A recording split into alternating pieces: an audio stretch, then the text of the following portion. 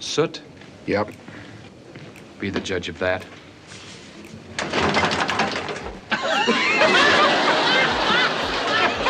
It has been 53 years since MASH aired its first episode, and when this series is mentioned, people often talk about the realistic footage and the record-breaking numbers that few shows can achieve: 105.9 million viewers, 14 Emmy Awards and appearances on screens in 80 countries.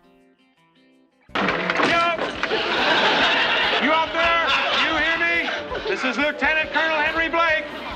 But even if you are a die-hard fan, you will surely be surprised to learn that there are 20 facts that even longtime fans have never heard of. One of them is the secret about the death of an important character, an episode that was forcibly deleted for political reasons, and the tricks of the screenwriters to deal with the actors. And here are 20 strange facts that you didn't know about this famous series.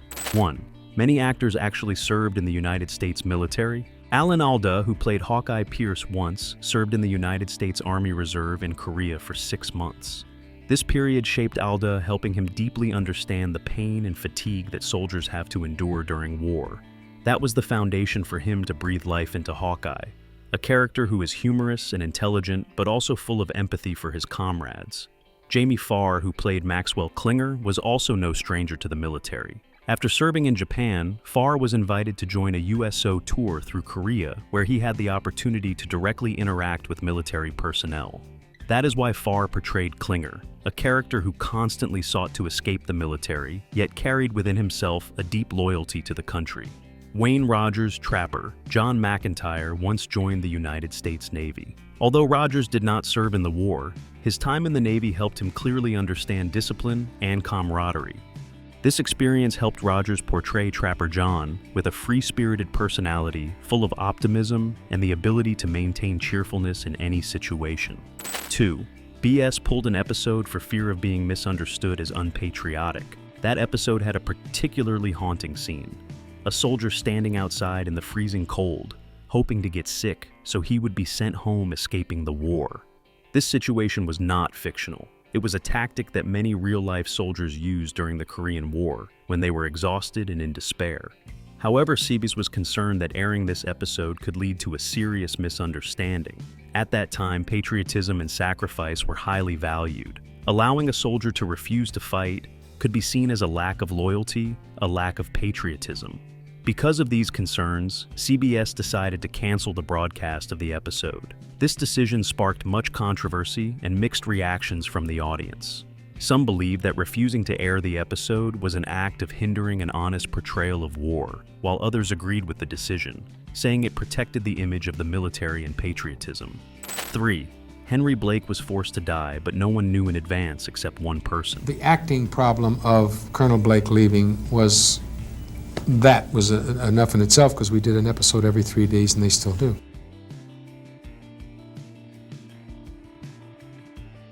Henry Blake's plane was shot down over the Sea of Japan. It spun in.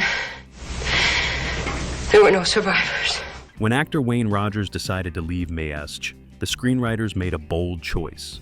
Instead of letting Colonel Henry Blake depart peacefully, they chose to kill off the character in a haunting scene in the episode Abyssinia Henry. Screenwriter Larry Gelbart decided to keep this scene secret until the very last moment to ensure a genuine reaction from the cast. The script was handed out to the actors, but the final page containing Blake's death was deliberately withheld. To create surprise and drama, only at the end-of-season wrap party did everyone learn about the character's sudden death. Alda was the only one who knew about this ending in advance, but even he could not foresee the audience's reaction. Thousands of angry letters from fans were sent in, and even CBS was displeased to the point of cutting this final scene from all reruns. 4. Wayne Rogers left for a strange reason. Wayne Rogers, the actor who played Trapper John, surprised many fans when he left the famous television series MASH after the 3rd season. Doesn't it seem strange? Why would an actor at the peak of success refuse to sign a contract and walk away from a hit show? The answer lies in a little-known reason he disagreed with the moral clauses in the actor contract. For Rogers, not signing the contract was a way to just reject the constraints that the show wanted to impose. This made him a free actor during his time on the show. The producers tried to sue him for breach of contract, but the lawsuit failed. Although he deeply missed his co-stars, especially the friendship with Alda Wayne Rogers, insisted that he never regretted the decision to leave. But was his departure merely due to a contractual disagreement, or were there deeper reasons? Some in the industry believe that Rogers felt overshadowed, as Alda increasingly became the center, and Rogers felt his role was being diminished, leading to his decision to leave MASH. 5. The screenwriters pulled off a mischievous retaliation when dealing with complaints from actors. When the actors kept complaining about the difficult scripts and harsh filming conditions, Ken Levine and other writers came up with a unique trick. Instead of adjusting the script as requested, they decided to insert unreasonable details into the storyline to teach the actors a lesson. In 2 episodes, the writers required the characters to pretend they were in freezing weather and wear thick parkas. Ironically, filming took place during peak heat days, with temperatures reaching 32 to 38 degrees on the Malibu set. The actors had to endure unbearable heat under winter coats.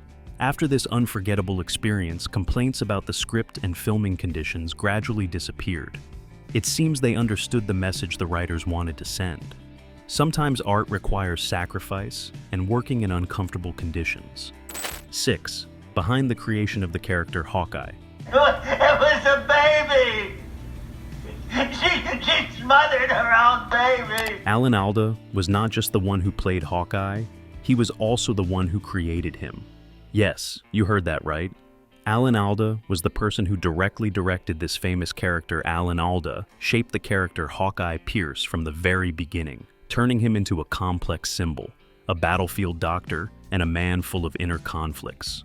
Hawkeye's humor and sharp sarcasm made the audience laugh uncontrollably, but behind that was a deeply wounded person. The war threatened lives, destroyed souls, and forced him to confront pain and exhaustion. This combination of humor and pain made Hawkeye a memorable character, giving the audience not only laughter, but also moments of reflection and deep emotion. 7. Gary Berghoffs' left hand, a subtle detail few people notice. If you are a sharp-eyed fan of Mass, you might notice something special about the character Radar O'Reilly. Actor Gary Berghoffs' left hand is almost always hidden. He frequently tucked his hand into a glove, held a clipboard, or even stuffed it into his pocket. These actions were not random. They were Gary Berghoffs' clever way of hiding a small deformity on 3 fingers of his left hand. What is admirable is that despite this limitation, he was still able to play the drums skillfully on the show. In fact, the movements and rhythms he created appeared natural and professional, like those of a real drummer. 8. Klinger was only meant to appear in 1 episode, but the plan later changed. At first, Klinger was written as a homosexual man, a rather bold image for television at that time. The original inspiration for the character Klinger came from Lenny Bruce, a comedian who claimed he was discharged from the Navy due to homosexual tendencies. However, instead of causing a negative reaction, the character was unexpectedly warmly received by the audience. Therefore, to keep the character in the show, the writers changed the script. Klinger became a man who cross-dressed in hopes of being discharged due to bizarre behavior. A curious irony happened. Although Klinger did everything he could to get kicked out of the military, he unintentionally became an indispensable member of the medical team. 9. The show lasted longer than the actual war. The show ran for 11 seasons, while the actual war lasted just over 3 years.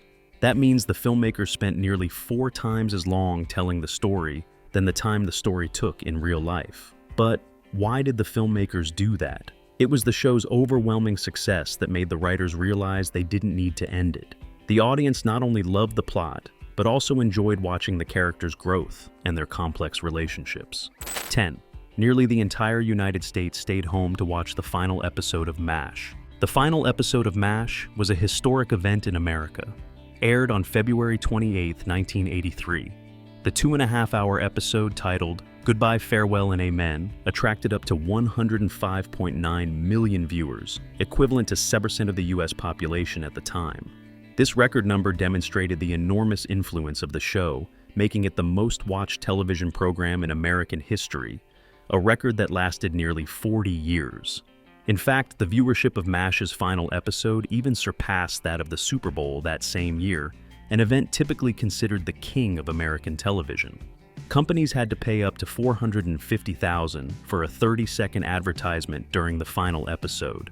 This number was nearly 15 times higher than standard ad rates and higher than ad prices for the Super Bowl. This proves that MASH not only captivated viewers, but also created a unique commercial value, becoming a premium stage that any brand wanted to be part of. 11. The person behind the success of 31 episodes was a very familiar name. Alda was not only a star in MASH, but also someone who helped shape the soul of the show. He served as co-writer and director for up to 31 episodes, including the final one. Alda was the first in history to win an Emmy Award in all 3 categories, acting, directing, and writing for the same show. This shows his comprehensive talent. MASH was not only the peak of Alda's career, but also a place where he freely expressed creativity and incorporated deeply humanistic ideas into every episode. Despite its success, the show was openly hated by its own creator, Dr. Richard Hornberger. The man who created Hawkeye Pierce held a sense of contempt toward the television show itself. While Hornberger's novel was a humorous and lighthearted tale about wartime antics, the TV series carried a strong anti-war message that Hornberger could not accept. He complained that the show not only distorted the image he had created, but also trampled on his memories of his time in the military. This appeared to be a major conflict between a creative work and the way it was adapted on screen. Hornberger criticized the show's anti-war message, saying, "I had no intention of sending any message in the book. I do not agree with this meaningless anti-war stuff." 13. The names of the characters in the show all have their own meanings. In Season 6, one episode introduced 4 Marine patients. Interestingly, their names were not random at all, but were taken from players on the 1907 California Angels baseball team. A year later in Season 7, the writers continued using this method. This time, the patients were named after players on the 1978 Los Angeles Dodgers baseball team. Why were there such subtle connections between war and these 2 baseball teams? To this day, this remains a question without a complete answer. Another noteworthy detail appeared in the classic episode, Goodbye Radar. When the character Radar, who was always honest and loyal, had a girlfriend, her name was Patty Haven. But that was actually the name of one of the ex-girlfriends of Levine, one of the writers of the show. 14. The teddy bear from the show went missing, and 30 years later it returned in the most unexpected way. Throughout the series, the teddy bear of Radar O'Reilly, played by Gary Berghoff, appeared as a symbol of innocence and warmth. However, few knew that this teddy bear had a surprising real-life story. After MASH ended, the teddy bear suddenly went missing and wasn't found for 30 years. It wasn't until 2005 at an auction that a medical student bought the bear for $11,500. This student contacted Gary Berghoff and offered to return the teddy bear. An item thought to be lost forever was returned to its original owner after 3 decades. 15. A lost time capsule was found by a construction worker. In the second-to-last episode of MASH, titled As Time Goes By, the characters buried a time capsule under the set at Fox Ranch as a way to preserve memories. Ironically, the capsule was later forgotten underground. 2 months after the show ended, a construction worker accidentally discovered the capsule while working on the land that had been sold. Instead of getting excited about the discovery, he contacted Alda, who played Hawkeye, and asked what to do with it. Alda's response was even more surprising. He simply said, "Keep it." Neither Alda nor the worker considered the capsule a valuable item or a historical treasure.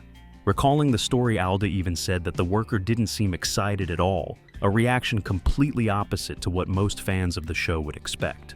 16. At first, the actors tried out for different roles. Debo. Initially, McLean Stevenson auditioned for the role of Hawkeye Pierce. However, the producers, especially Larry Gelbart and Gene Reynolds, felt that he was more suited to the role of Lieutenant Colonel Henry Blake due to his calm demeanor and mature appearance. The role became so successful that it earned Stevenson an Emmy Award in 1974. If he had played Hawkeye, the show might have taken on a very different shape, and perhaps we wouldn't have had the distinctive Hawkeye portrayed by Alda. Robert Klein, a well-known comedian, was once offered the role of Trapper John. However, he turned down the part. Although there were rumors that he regretted the decision, Robert Klein denied them and affirmed that he had no regrets. 17. Canned laughter. Laughter is an essential part of sitcoms, but is it still appropriate in a show about war? The creators of MASH believed it wasn't, but CBS had a different opinion. A battle between the network and the production team took place, and the result was they couldn't eliminate it entirely. Still, the filmmakers won a small victory. No laughter was added to scenes in the operating room, where death and pain were the only things present. Over time, the canned laughter gradually faded, making way for more authentic storytelling. Eventually, the audience became accustomed to experiencing the show on their own, rather than being guided by programmed laughter. 18. The pilot script was born from a very unusual cause. Screenwriter Larry Gelbart was fed up with Hollywood, so he moved to London and wanted nothing to do with film. But somehow, he received an invitation to write a script for a new show called Mash. After some hesitation, Gelbart accepted and completed the pilot script in just 2 days. Many sources say that he worked non-stop, nearly staying up all night to finish the script. Unexpectedly, the script later became the foundation for one of the greatest television series of all time. For his effort, he received $25,000, a huge fee at that time. 19. Many future stars appeared in the show. If you pay attention to the characters, you'll see that MASH was a gathering place for many future movie stars. Numerous well-known actors once appeared as guest stars. Before becoming a director, Ron Howard appeared as an underage Marine. Leslie Nielsen took on the role of a stern colonel. Meanwhile, Patrick Swayze, the famous star of Dirty Dancing, and Roadhouse played a soldier with leukemia. In addition, MASH was also the launching pad for the careers of many veteran actors such as John Ritter, Pat Morita, Lawrence Fishburne, George Wendt, Rita Wilson, Ed Begley Jr., Shelley Long, Terry Garr, Blythe Danner, and Andrew Dice Clay. 20.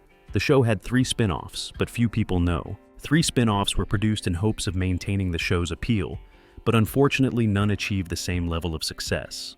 Trapper John M.D. aired from 1979 to 1986, followed the post-war life of Trapper John McIntyre.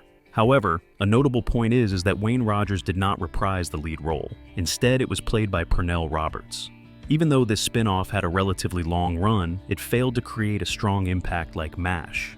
Next came After MASH, a spin-off that followed the story of Colonel Potter, Father Mulcahy, and Klinger as they worked at a veterans hospital. However, despite the return of familiar characters, the show was canceled after the 2nd season, due to its inability to compete with rivals like the A-Team. Lastly, there was Walter, an experimental spin-off about Radar O'Reilly after he became a police officer. This pilot episode was aired only once and never developed into a series, missing the opportunity to leave its own mark like other spin-offs. Which fact from the list of secrets above intrigued you the most? Share your thoughts with us in the comments, and don't forget to subscribe to the channel so you won't miss the next exciting videos.